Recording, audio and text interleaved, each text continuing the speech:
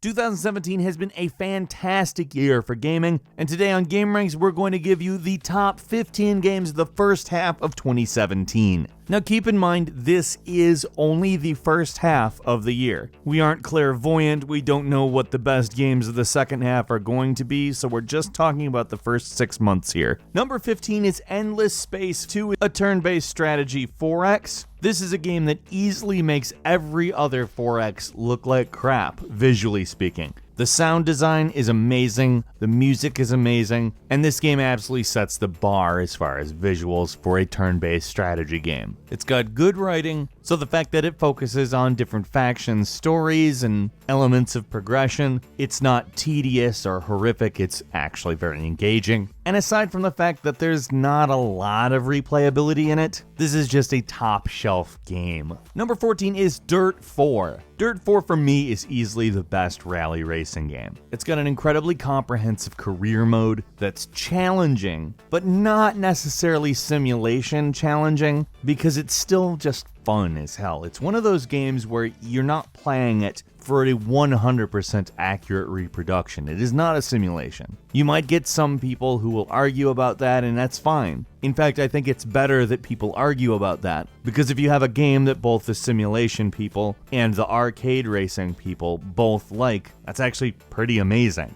And did I mention this is one of the best looking games, period. Number 13 is Injustice 2. Injustice 2 manages to take a game that was already incredibly good and make it flat out like the best. This is such a damn good fighting game, it's really impossible to say anything other than that. As far as single player goes, I have never had more fun with a fighting game. And not just because it controls so well, but it has an enjoyable and actually interesting story. Am I going to call it an amazing story? Maybe not so much, but it is a fighting game. As a fighting game, it is absolutely the best possible thing. Something that's very accessible and easy to pick up, but legitimately deep and very, very difficult if you want to get in on high level stuff. It doesn't even matter if you've ever seen anything from DC Comics, ever read one of their books or seen one of their movies, it doesn't matter. If none of that stuff ever existed, this would still be a worth it game. Number 12 is Tekken 7, which, despite not bringing a lot of new stuff to Tekken, it still brings you Tekken in all of its glory. Seriously, what a great game. This is the Tekken we've needed for a long time too, because it's been a while since we've had a really, truly high-profile Tekken game. I mean, the last mainline Tekken was 2009, and truly it's been in desperate need of an update. Now, Tekken is just easily one of the best fighting games of all time. It's one of the big names for a reason, and there's pretty much no way not to enjoy this, especially since, well, we don't really have a Tekken on this generation of hardware. Or didn't, and now we do. And as far as I'm concerned, that's awesome. Number 11 is Sniper Elite 4, which, although it doesn't exactly have a massive amount of competition, is probably easily the best sniping game, but is in a lot of ways one of the best stealth games as well. It is a full-blown revamped stealth system, which improves in literally every way from the third Sniper Elite. And while the story isn't going to blow you away, you kind of already know what's going to happen and stuff. It's a World War II game. It kind of doesn't matter, because this is a massive sandbox-style sniping game that, despite being described in that way, isn't in any way a disaster, and on top of that, is a hell of a good time. Speaking of sandboxes, number 10 is Hitman, the complete first season, and if you were one of those people that was kind of bummed with the last few Hitman games because they became a bit linear, and you also didn't get to check out this game as it was released episodically,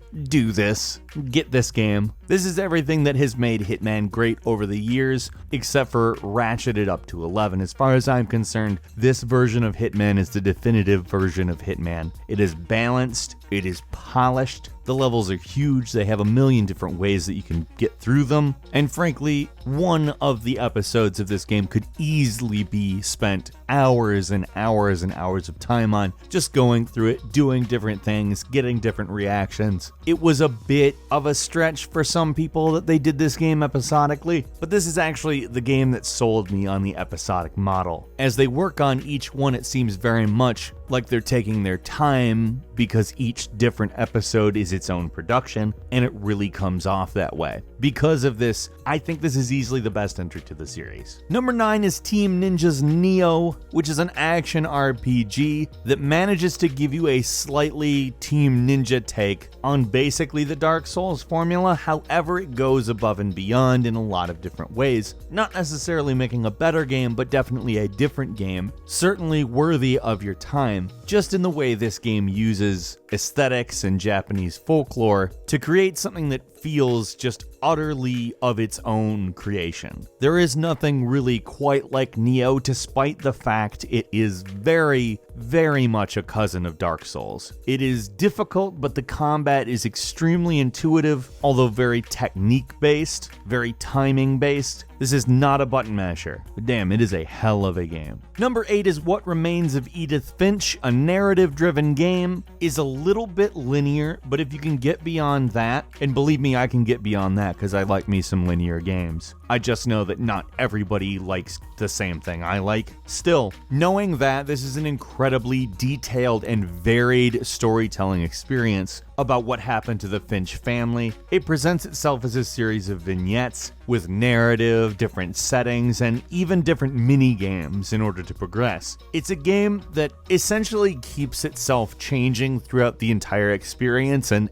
absolutely is in its own class. Nothing is quite like this game, and I think in the case of this game, that is definitely a positive. Number 7 is Dead by Daylight, an asymmetrical multiplayer shooter that very much succeeds in a lot of ways that Evolve failed.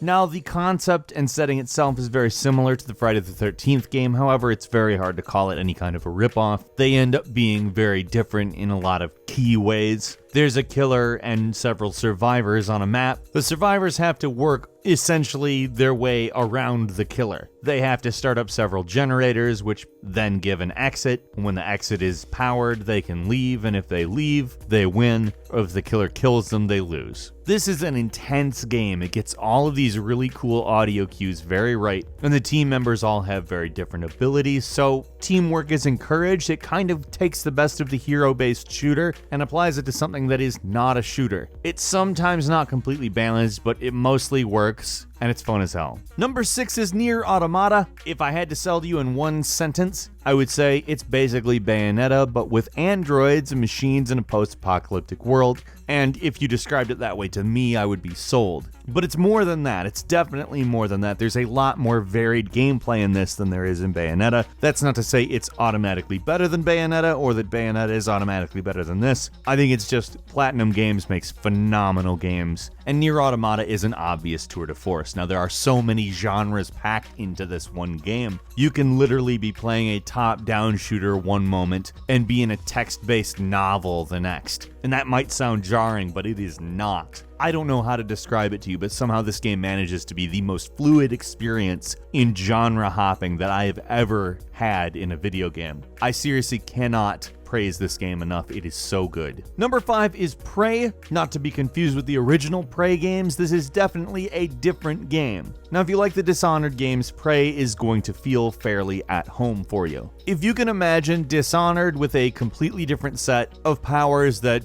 do not act in any way like Dishonored powers, with a lot of the inventory management that made System Shock such a great experience, with a bunch of very weird philosophical stuff thrown in, and an ending that may piss you off, it may not. I'm not 100% on that, but if I'm honest, it's just kind of all of the gameplay that makes me like this game. It's not really the story, because the story could literally just be an excuse to do all this stuff, and I think it would be fine, but it is actually a decent story, and I personally do enjoy the ending myself. Number 4 is Persona 5, which is a game that does everything it is supposed to do, only 10 times better than you even expected it to. The Persona series only gets better, and while I'm not going to sit here and say that every single thing about the story or its representation of certain people is perfect, I'm not one of those people. It's really hard for me to deny a game that is just developers at the absolute top of their game, telling a story that is fun, with perhaps the best battle system of the entire series. Everything about Persona 5 is just a triumph.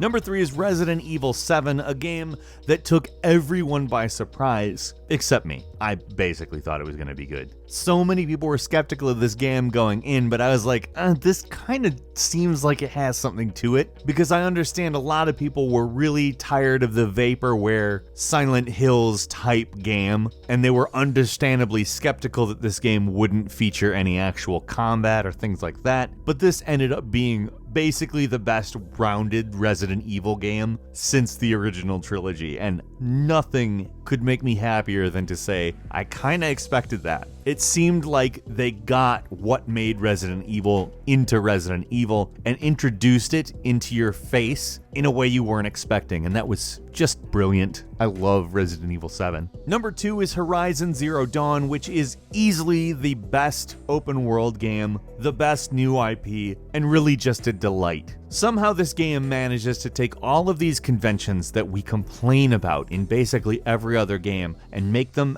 actually pleasant to do. You find a tower, oh, there's a unique way of unlocking it, and it's different for every single one of them. The world itself actually feels dense and lived in instead of like a big map that somebody made huge so they could say, there's a certain amount of square miles on this map. Ooh, aren't you impressed? No, this is a game. It is a well-designed game at that makes sure that you have something to pay attention to at all times. And in my opinion, that is absolutely what has been wrong with open world games all along. Horizon Zero Dawn gets it and gives you the kind of experience we should have had with every single open world game like this. I never thought I would say I liked a standard open world game this much, but I do. In number 1, we get into the less standard with Legend of Zelda Breath of the Wild. This is an open world game, but it gives the player a little bit more agency as to what happens within that open world. There is a story, of course, but it doesn't make you experience it any specific way. It essentially treats the player as somebody who will have emergent behavior, which is, in my opinion,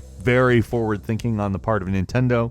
But although I will say it's not entirely perfect, still as far as Zelda goes, it is so far ahead, even futurist, in what it attempts to do. It knows where gaming's going, and it does such a great job of capturing that while not making you feel any sort of abandonment. It's still a Zelda game. It's still fun in that way. And I gotta say, as far as Horizon Zero Dawn and this game go, you have the standard and the non-standard, and both of them manage to be like the best open world games of the year, easily. For me, anyway. Couple of bonus titles for you. The Elder Scrolls Legends, which is a surprisingly great collectible card game, available on the PC. It's free to play. It's definitely worth your time. I'd say give it a shot, as well as Torment, Tides of Numenera, a game that continues the legacy of Planescape Torment and introduces it to Numenera. It's phenomenal. What were your favorite games of the year? Of course, we are interested. Leave it in the comments. If you enjoyed this video, please click like, and if you're not subscribed, now would be a great time to do so.